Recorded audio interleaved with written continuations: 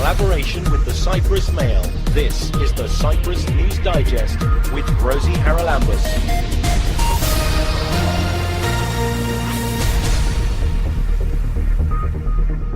Coming up this week, we'll hear about an art exhibition in Limassol. So we're trying to embrace all this together into one exhibition, visual as well as presentations. And we'll talk to the group chief executive of Opito, which has just launched in Cyprus to bring best practice to the oil and gas industry. You see that particularly in the United Kingdom where, there's an energy policy which is based on renewables, but everybody wants cheap energy. And fracking could solve that, but there's a political argument about the environmental impact. An exhibition's coming up in Limassol from the 2nd until the 16th of May, themed on blossom and flowers. To tell us all about it, a warm welcome to Chiara Tim. Chiara, what exactly was the idea behind this exhibition? The idea behind Blossom is bringing different artists together and develop with their own way, creative way, the concept of Blossom through their art, as well as welcoming different aspects of Blossom, of the ideas of flowers, represented via different workshops or presentations, whether through tea tasting, color therapy, creative art workshops, and healing aspects of the flowers. So we're trying to embrace all this together into one exhibition, visual as well as presentations. Right, you've got, I think, 6 artists who've come together. Tell us a little bit about all of them. Yes, there's 6 wonderful artists from 6 different countries. There's Angela Edwin, which is involved with encaustic art. That's with wax or something, isn't it? Yes. It's a special type of iron where you use it in order to create all these beautiful images with wax. And she's also involved with Bach flowers and the healing concept of Bach flowers. There is Christine Steinbeckmann, who does wonderful paintings. She's from Germany, and she does wonderful paintings on paper that looks like papyrus paper. And she has a background living from Africa and traveling there. And there is Marina Policarpou. She's a photographer, also who lived in Congo. Is a Congo-raised Cypriot person. And she does these beautiful pictures from different flowers. There's Sirpa Hovi from Finland, who is also a painter. She's involved in more detail painting of the flowers, their colors and tones. There is also Martha Elizabeth Landa.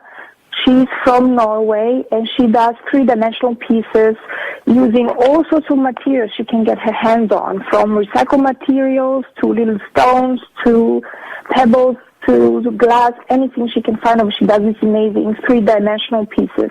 And you do acrylic painting? And I do, for this exhibition, I'll be more involved with acrylic painting, that's right. Right, now then, a lot of people will obviously come and see the exhibition, but you did mention that there were workshops. Can you give us a few more details about that? Because they run throughout the event, don't they? That's right. The opening event will be the 2nd of May, but on the Tuesday, the 5th, we are going to be hosting our first workshop. Will be tea tasting and presentation by Outhouse.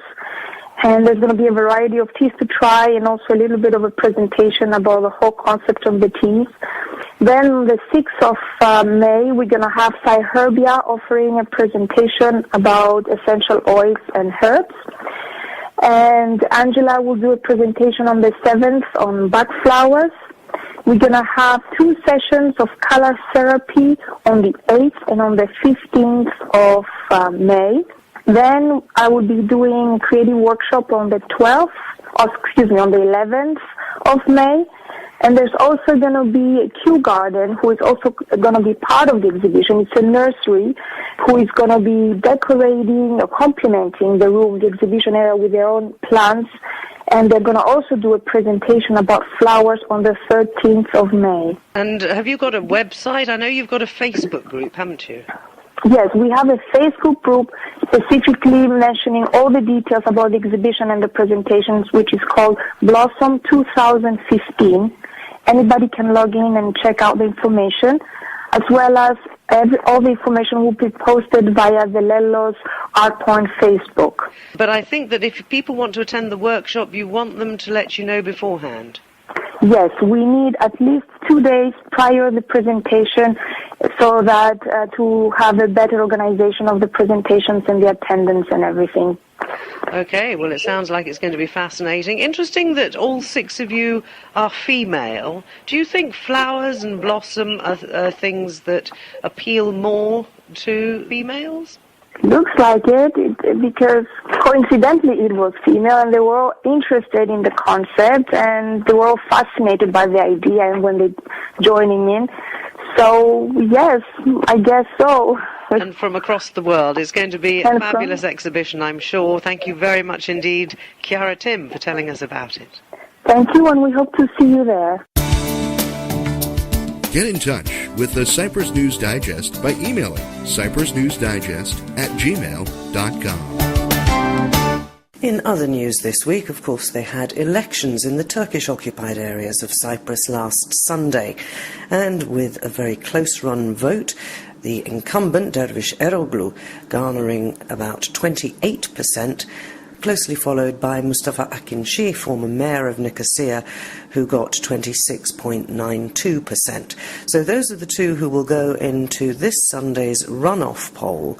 And on Tuesday came the news that Akinci had garnered the support of the Republican Turkish Party.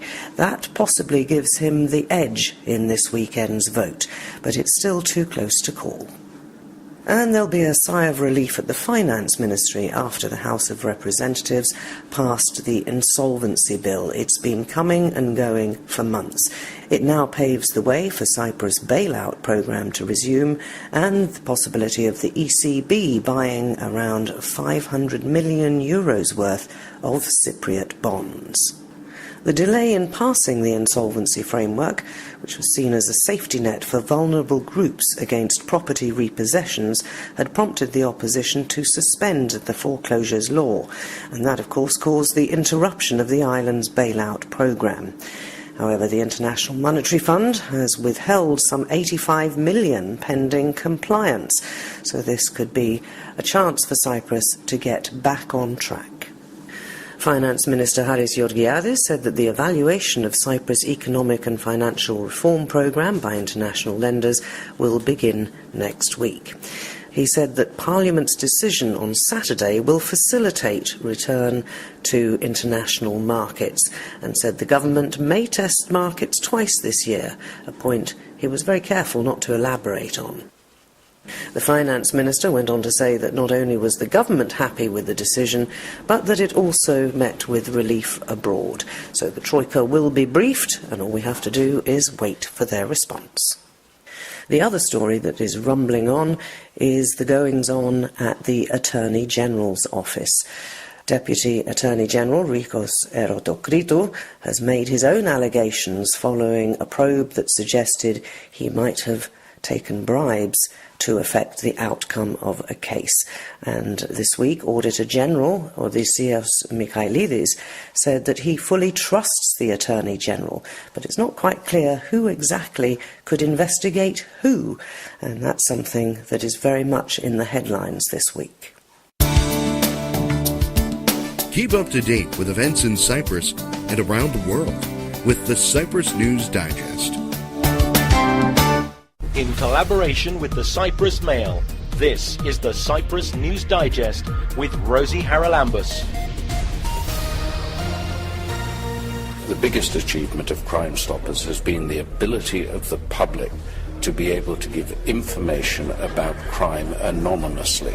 There's no way I could have kept prostituting without the drugs. There's no way I could have had my body used like a public toilet, because that's actually what prostitution is. And then the fourth series I started 3 days after I'd won the Oscar, so the whole of the Monarch of the Glen experience was all interplatted with the Gosford Park Oscar experience. I was working with Ronnie James Dio, and David was going to reform Whitesnake in 2003. Cyprus was chosen because Cyprus is a stable, peaceful and secure place. We have to really look closely. What are we doing with children? What are we doing with adolescents? And what are we doing with adults that can help them move into a more literate situation? The ones that I'm proudest of are the ones that were true discoveries, where we found something we didn't know existed.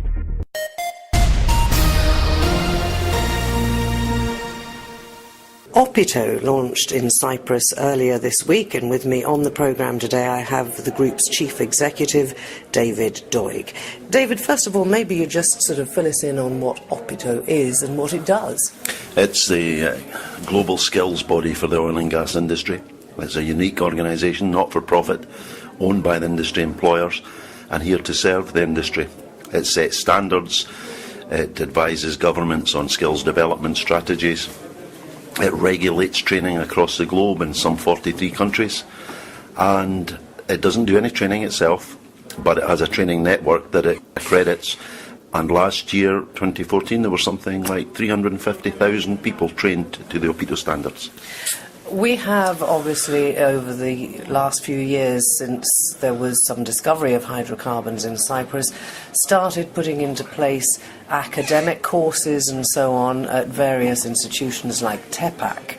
Are you in direct communication with those academic institutions to, if you like, standardise the training in some way? Not directly at this moment in time, with us just opening up the organisation. I have spoke to some universities and some technical, government technical training providers on previous visits, but we will fully engage with them and we will share our knowledge with them and we'll advise them. It's oil and gas diplomas seems to be the norm here. I'm interested in what's the content and how does it align with the skills needs in the workplace, and we can help with that. And of course this is a long-term thing, but if they've already started the courses, do you get a chance to see whether they're offering what the industry requires? Because if they've already started training people who are going to come out with diplomas that don't meet the required standards, then it's a bit unfair on those students, isn't it? It is unfair on the students, and the acid test will be when they do come out and they go to seek employment. That's what it will come down to, if the employer can understand what the qualification means, and more importantly, obviously, what's the learning behind the qualification. But running alongside a diploma, there needs to be some expertise as well, and usually that has to tie into some practical experience. So we can help with that, advise, but if they've started that, the acid test will be employability. And when you say practical experience, that's something, of course, we're not going to have in Cyprus for several years, because we haven't even got close to bringing anything to the surface, let alone deciding what to do with it if we get it to the surface. No, I think look at the broad spectrum of the practical experience. So having an understanding and an oil and gas qualification can fit you into a broader spectrum, not just engineering. You can go into planning, you can look at IT infrastructure, you can look at accountancy, and I'm surmising that qualification is pretty broad and pretty general, but I'm only surmising because I've not looked at the detail. So when the hydrocarbon circus arrives in Cyprus, even if it doesn't, you can still export your skills and knowledge, and with organisations like my chairman runs Schlumberger, they will employ people and they'll deploy them in other parts of the world. But it comes back to what the qualification is and what does it give the individual that these big employers, the global employers, can get elsewhere. This was all set up with, I think, the help of the British High Commission here. So what's the connection there? Well, we're a UK organisation, that's our roots. And it came from a conversation in London, in Whitehall, a meeting in Whitehall with the chairman of Opito International, with the Cypriot president and the oil minister, and they were explaining what's going on in Cyprus. This was about 18 months ago. And Gordon Ballard, the chairman, is also the country chair of Schlumberger, and Schlumberger is already in Cyprus. So it was a valued conversation. Followed on from that, Gordon asked me to look into Cyprus, what's going on in it, and the great way to connect in is through UKTI and the British High Commission. Connected in with them, started to understand what was going on, started to meet people that with an interest and a commitment to expanding the skills base, and that's where the journey started. And it will continue But the Commission and UKTI have been absolutely fantastic. You said in your presentation that one of your aims was to make Cyprus a regional hub. It's a word that seems to be bandied around ever since there was even a whiff of hydrocarbons offshore. However, if you look at the Middle East Economic Survey this week, it actually has a headline saying, "End of the road for Cyprus as a regional hub." Things have not quite gone according to plan. So, although you say you're here for the long term, if things don't go according to plan, already drilling has, even exploratory drilling has stopped, and what we've seemed to have acknowledged we have may be too expensive at current prices to bring on shore and do anything about. So where does that leave Opito? Are you likely maybe to move out again? No, we're here for the long term. We see strategically Cyprus being very important as our hub. You know, I mentioned earlier we're in 42 countries. Many of them are within easy flying distance from Cyprus. So our goal will be to help the development here, and I do believe that build it and they will come, particularly in the technical, the maintenance of instrumentation, mechanical, processing hydrocarbons. Sorry, to clarify, we're talking again then more back to the education side of things. No, that's technical training. That is technical training. And that there's a plan just now with the government to invest in a technical training facility in Nicosia. So we'll commit to that. But strategically, we would see Cyprus becoming quite an important hub from us. It can stretch from here all the way back into Europe, where we already do business. And we will employ Cypriot people and develop their skills to work with Opito, because our work is quite technically orientated. And we'll become an employer. Immediately we're looking for 2 people, and we'll develop our hub in Cyprus. Okay, so you weren't talking then about hydrocarbon hub as such? No, I believe in... so I spend a lot of my time travelling, and you look at other parts of the world, and some are easy to get into, countries I'm talking about, and some are quite difficult to get into. Some, when you get in, it can be quite difficult living and developing. What I have seen, and more recently, Petronas did this in Malaysia, where they created the central hub, and they draw people in from countries all through Southeast Asia to be trained and developed. The key to that, by the CEO of Petronas, was quite clear: without the Opito qualifications, this is just a bit of Malaysian training, and it won't work.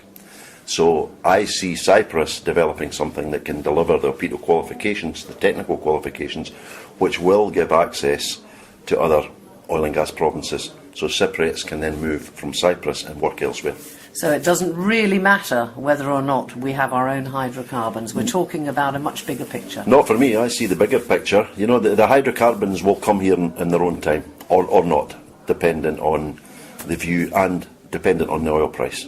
There's no doubt about it. If the oil price was still sitting at $110, $120, everybody's high on activity. Everybody's looking for the next big find. At $50 oil, that all changes. So everybody retracts, and the first thing to go is exploration. The first thing Cyprus needs is exploration. So there'll be a lag on that. What effect has shale gas had on the entire global picture of, if you like, fossil fuels? Because it's changing the picture, and it seems to be coming on stream, particularly in the US, with remarkable alacrity. Particularly in the US, although there has been quite a bit of a downturn in the shale market, because the cost models now, with the product price being so low, makes it less attractive. But there's no doubt about it. There's many factors that you could believe contributed to the oil price being reduced. But if it's a product and its product's plentiful, then that brings the price down. And the product became very plentiful because the US moved to shale. And for the first time, they are actually going to become an oil export rather than an oil import. And they're changing their terminals just now to actually do that. So they will be shipping out and competing in other markets, where predominantly Saudi Arabia, for example, just one, predominantly Saudi Arabia, fed into that market. So just now there is a glut, there's no doubt about it. And yet when that's happened in the past, OPEC have very quickly started to curtail output to control the prices. Yeah, but they're not going to do that this time. Why? My view, there's a game of poker going on. And on one side you've got OPEC, and on the other side you've got the American super majors. So they actually don't want the Americans to make too much money out of it, which they would if OPEC shut down production. OPEC trims back production, OPEC gets hurt with it. This is only my belief, but I have been in the industry for a long, long time. We'll just keep producing. We've got reserves, financial reserves. We can run this, and lifting costs in places like Saudi and Abu Dhabi are low. Lifting a barrel is quite low. We'll just run this game. Keep the price. If we get the price so low, it'll affect the production rates of fracking in the US.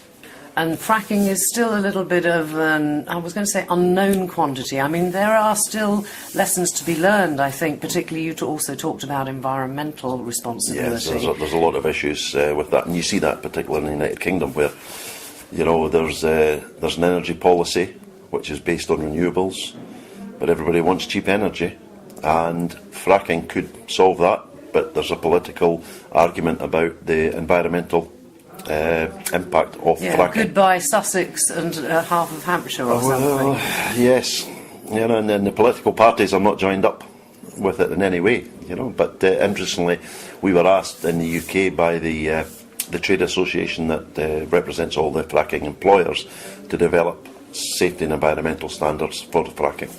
Well, that will be very interesting. How far along that road are you? Because particularly in terms of this argument as to whether or not it can cause seismic instability. Yes, it did. That was the problem, wasn't it? It did. There was seismic waves detected when they were fracking. We've signed the MOU, and we're just watching the political game, because over in the UK you've also got a Scottish government which has its own energy policy which is different from Westminster, so that's an interesting game on that, and we'll just let the politicians play that one up. Well, we'll follow it with interest. David Doig, Group Chief Executive of Opito, which has just launched in Cyprus. Many thanks for joining me.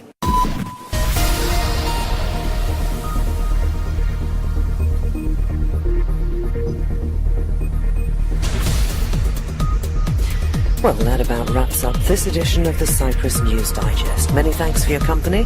Hope you'll join me next week. Till we meet again, take care and God bless. Bye-bye now.